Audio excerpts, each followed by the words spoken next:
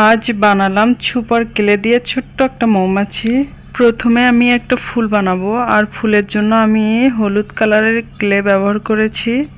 এবার একটা রিং বানিয়ে ছোট ছোট করে কেটে নিব পাপড়ির জন্য।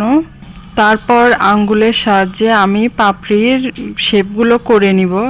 এবার কাঠি দিয়ে হালকা চাপ দিলেই হয়ে যাবে ফুলের পাপড়ি। ফুলের পাপড়িগুলো সুন্দর করে সাজিয়ে নিয়ে লাল কালারের একটা বল বানিয়ে ফুলের মাঝখানে বসিয়ে দিব।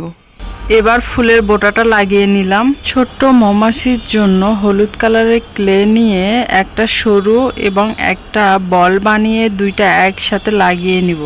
এবার কালো কালারের ক্লে দিয়ে মৌমাছি বডিতে 3টা দাগ দিয়ে নিব। তারপর সাদা কালার ক্লে দিয়ে মৌমাছির পাখা বানিয়ে নিব। মৌমাছির ছোট্ট 2টা চোখ বানিয়ে নিব।